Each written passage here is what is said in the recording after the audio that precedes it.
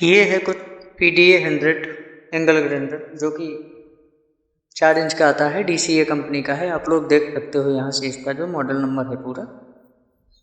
इसको एक बार चालू करेंगे हम लोग। ये देख सकते हो, ये मैंने अभी इसको चालू किया है और ये चालू किया है मैंने सीरीज बोर्ड में। अभी डायरेक्ट चालू करते हैं तो देखिए, और ये पूरा धुआं निकल गया है इसके अंदर से। इस तरह की पोजीशन इसमें हो रही है, ये देख सकते हो। अभी ज़्यादा चलाना तो इसको बिल्कुल अच्छा है नहीं है। तो चलिए सबसे पहले यहाँ से इसके जो कार्बन कैप लगे हुए हैं इनको खोल देते हैं। यहाँ से अंदर चेक करते हैं कि क्या क्या इसका ख़राब हुआ है। देखिए फिट भी उल्टा है। ये DCA जो है ऊपर की तरफ रहता है, लेकिन इसका जो आगे का गियर बॉक्स है ये भी उल्टा फिट है। यहाँ से इसमें 4 स्क्रू लगे हुए हैं, तो इन स्क्रू को खोल लेते हैं यहाँ से इस तरह से।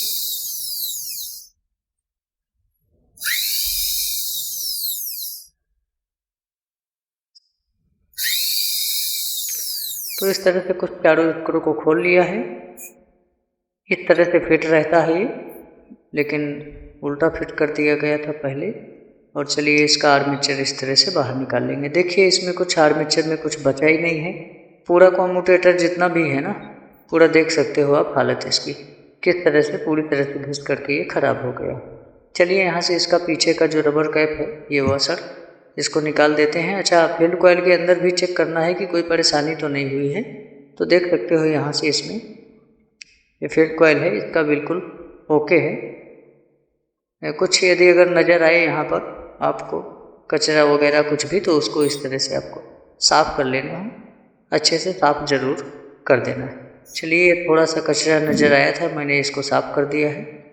और यहाँ से इसका जो पीछे वाला बेयरिंग है, इस बेयरिंग को फटाफट से निकाल लेते हैं बेयरिंग रिमूवर पुलर से। इस तरह का पुलर का लिंक आपको डिस्क्रिप्शन बॉक्स में मिल जाएगा। आप चाहो तो उसको ऑनलाइन परचेस कर सकते हो। देखिए यहाँ से इस तरह से सेट करते हुए इस बेयरिंग को यहाँ से फंसा लेना है और इस तरह से इसको बाहर निकाल लेना है। 608 नंबर के बेयरिंग लगते हैं इसमें दोनों साइड में। यहाँ से ये पीछे वाला जो भाग इसको भी यहाँ से निकाल, और यहाँ पर देखिए 10 नंबर का जो अपना पाना होता है, इसको लेकर के ये जो वोल्ट लगा हुआ है इसको यहाँ से खोल लेना है। थोड़ी टाइट रहेगा तो इस तरह से अगर कोई पकड़ने वाला है तो ठीक है, मैं चाहूँ तो वॉइस में भी पकड़ लूँ, लेकिन मैं आपको सामने यहाँ पर दिखा देता हूँ। इस तरह से आप खोल सकते हो पकड़ करके।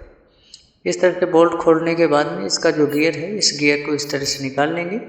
और यहाँ से देखिए काफ़ी मात्रा में फिट है और ये आर्मेचर हमारा ख़राब ही हो चुका है। तो इस तरह से इसको ठोकर मार करके और नीचे की साइड में इसको निकाल लेते हैं। इस तरह से देखिए इसका आर्मेचर हमने निकाल लिया है। चलिए अभी नया आर्मेचर ले लेते हैं इसके सामने। PDA 100D मॉडल का आपको आर्मेचर लेना है। ये वाला जो एंगल ग्राइंडर है इस मॉडल को PDA 100D बोलते हैं। तो D नंबर का आपको आर्मेचर ले लेना है और आर्मेचर ले करके चलिए यहाँ से पीछे का ये जो हमने वॉशर निकाला हुआ है इसको फिट कर देते हैं। बेयरिंग टूटने के बाद में ये वॉशर काफ़ी सहयोग करता है आर्मेचर को बचाने के लिए। और 608 नंबर का बेयरिंग देखिए यहाँ पर पीछे की साइड में यूज हुआ है। अगर बेयरिंग में मिस्टेक है, कोई भी खराबी है, तो बेयरिंग को बेशक चेंज कर देना है। चलिए इस तरह से रखेंगे। बेयरिंग के जो बीच वाला राउंड है ना, उसके ऊपर इस तरह से यहाँ थोड़ी सी ठोकर मार करके इसको सेट कर देंगे।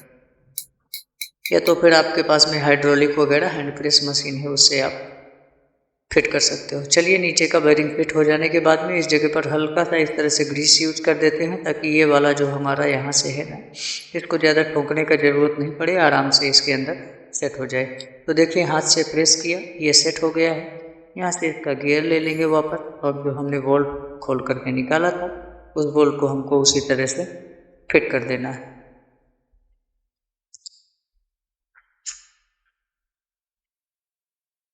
ये बोल्ट इस तरह से फिट कर दिया है और उसी तरह से पकड़ करके इसको टाइट कर देना है इस तरह से। तो चलिए ये फुल टाइट हो चुका है। अभी यहाँ से जो पीछे का इसका रबर वाला ये जो वाटर रहता है, इसको इस तरह से स्लिप भी बोलते हैं कोई लोग इसको अपने अपने एरिया वाइज में। वैसे हम लोग तो रबर कैप बोल देते हैं इसका, बेयरिंग रबर कैप। अभी चलिए ग्रीस लगा दिया है पीछे, ताकि पीछे बॉडी में है ना जो रबर कैप है वो आराम से सेट हो जाए। ये वाला भाग आपको ऊपर की साइड रखना है इस तरह से, और इस तरह से रखते हुए इसको सेट कर देना है। यहाँ से इस तरह से हो जाएगा फिट। ये थोड़ी सी जो होल रहते हैं स्क्रू लगाने के लिए सीधा नहीं था, इस तरह से ठोक करके सीधा किया। और चलिए गियर के ऊपर थोड़ी सी ग्रीस यूज कर देते हैं यहाँ से। इस तरह से इतना कुछ ग्रीस ले लीजिए नया।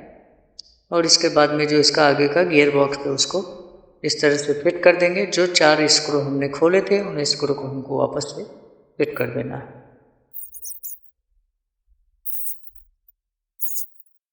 बड़ी ही आसानी से इसका आर्मेचर चेंज किया जा सकता है, बिल्कुल नॉर्मल है।